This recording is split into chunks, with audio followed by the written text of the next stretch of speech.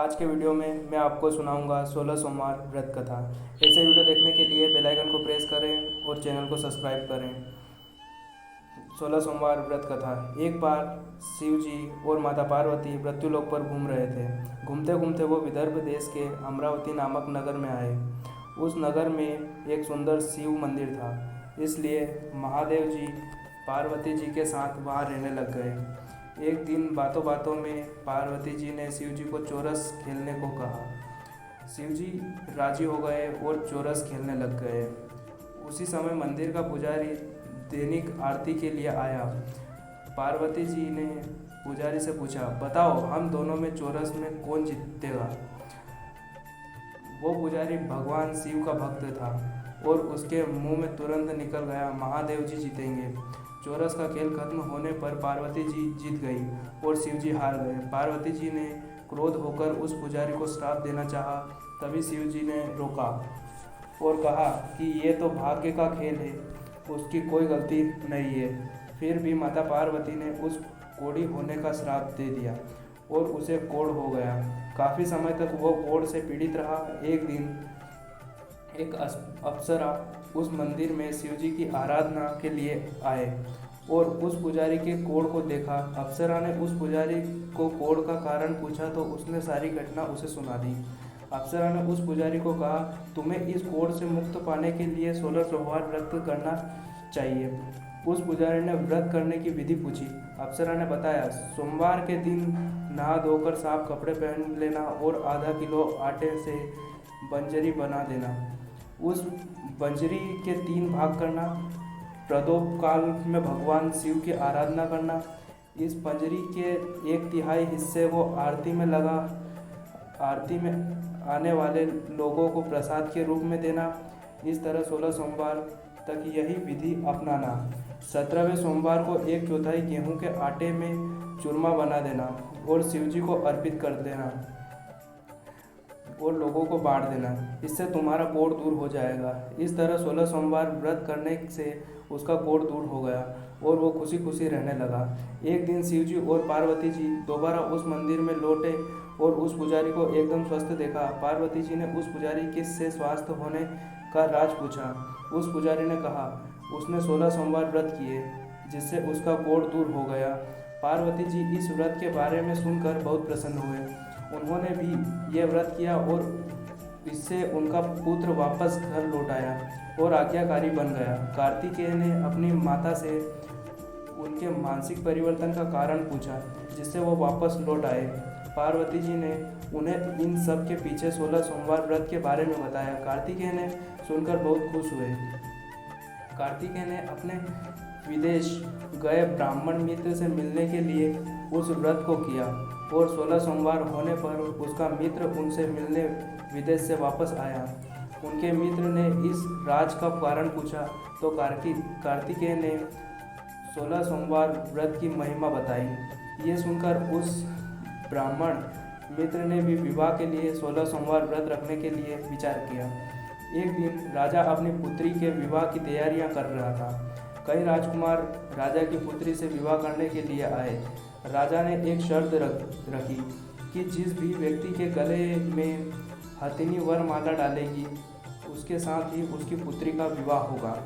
वो ब्राह्मण भी वही था और भाग्य से उस हथिनी ने ब्राह्मण के गले में वरमाला डाल दी और शर्त के अनुसार राजा ने उस ब्राह्मण से अपनी पुत्री का विवाह करा दिया। एक दिन राजकुमारी ने ब्राह्मण से पूछा, आपने ऐसा क्या पुण्य किया जो हथिनी ने दूसरे भी सभी राजकुमारों को छोड़कर आपके गले में वरमाला डाली। उसने कहा, प्रिय, मैंने अपने मित्र कार्तिकेय के कहने पर 16 सोमवार व्रत किए थे। उसी के परिणाम स्वरूप तुम मुझे लक्ष्मी जैसी दुल्हन मिली।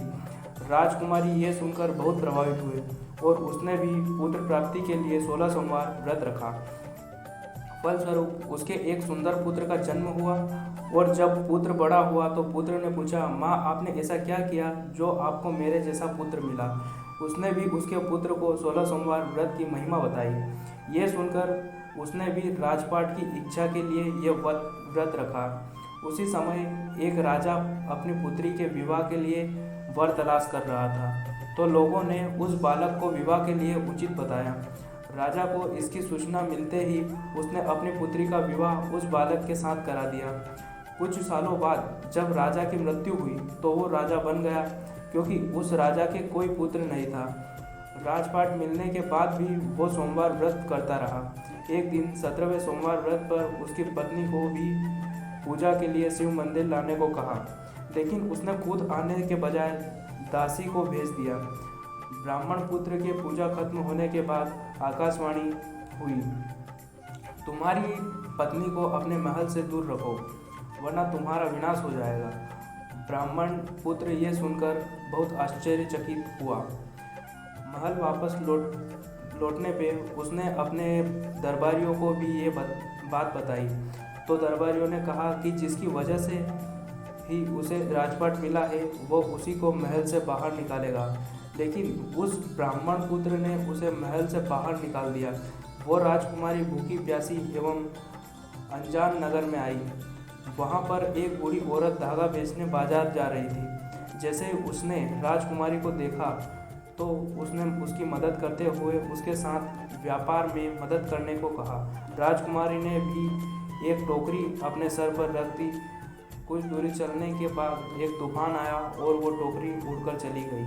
अब वो बूढ़ी औरत रोने लग गई और उसने राजकुमारी को मनहूस मानते हुए चले जाने को कहा। उसके बाद वो एक तेली के घर पहुंची। उसके वहां पहुंचते ही सारे तेल के घड़े फूट गए और वो तेल बहने लग गया। उस तेली ने भी उसे मनहूस मानकर उसको वहां से भगा दिया।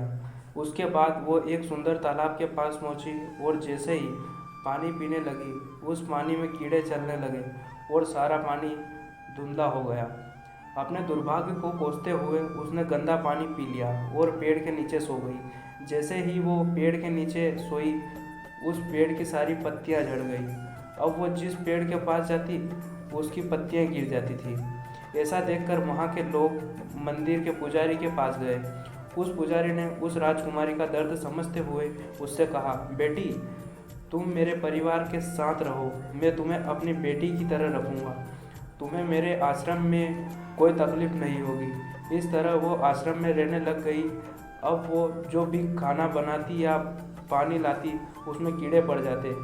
ऐसा देखकर वो पुजारी आश्चर्यचकित होकर उससे बोला, बेटी तुम पर यह कैसा प्रकोप है जो तुम्हारी ऐसी हालत है।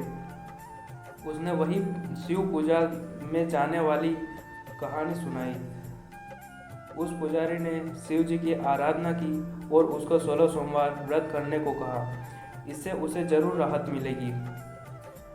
उसने 16 सोमवार व्रत किए और 17वें सोमवार पर ब्राह्मण पुत्र उसके बारे में सोचने लगा।